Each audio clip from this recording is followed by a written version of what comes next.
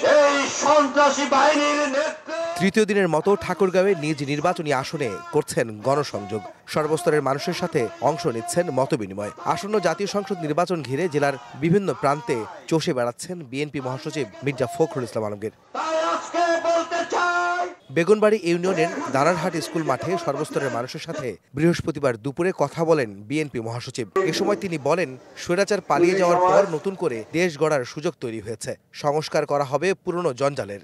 একটা গণতান্ত্রিক রাষ্ট্র প্রতিষ্ঠা করবার, নিজের ভোট নিজে দেবার এবং আপনার পার্লামেন্ট আপনি সিদ্ধান্ত নেবেন, আপনার সরকার আপনি গঠন করবেন, এই সুযোগ আমরা এখন পেয়েছি। নতুন করে পিআর পদ্ধতির কথা বলে একটি মহল নির্বাচন বানচালের ষড়যন্ত্র করছে অভিযোগ করে মির্জা ফখরুল বলেন, দাবি দেওয়া থাকলে তার সমাধান হতে হবে নির্বাচিত সংসদের মাধ্যমে।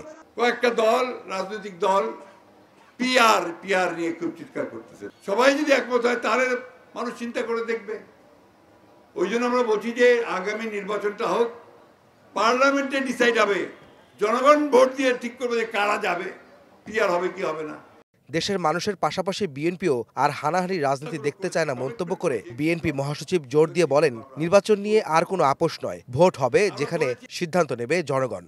এখন এই দুর্বল সরকারটা, অন্তর্বর্তীকালীন সরকার, ওর পিছনে কোনো লোকে নাই, তাকে এত ব্যতিব্যস্ত করে ফেলার কোনো মানে আসতে পারে?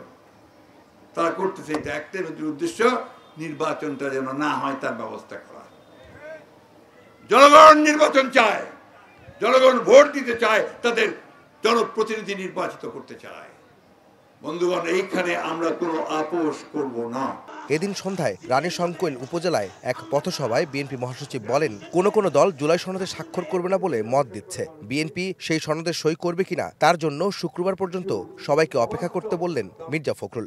আমরা বলেছি যে আমরা অবশ্যই সনদে স্বাক্ষর করব যদি আমাদের যে কথাগুলো আমরা বলেছি সেগুলোকে যদি লিপিবদ্ধ করা হয় এবং যেগুলোতে আপনার কনসেন্ট দেয়নি, নোট অফ ডিসেন্ট দিয়েছি, সেগুলো যদি লিপিবদ্ধ করা হয় এবং আমরা গণভোট মেনে নিয়েছি যে নির্বাচন দিনেই গণভোট হবে।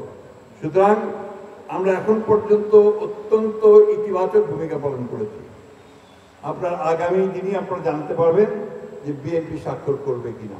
দেশের উন্নয়নের স্বার্থে হিন্দু, বৌদ্ধ, খ্রিস্টান সহ সব ধর্মের মানুষের কাছে ধানের শীষ মার্কায় ভোট চান বিএনপি মহাসচিব। হিন্দু মুসলিম বেঁধেছে জোট,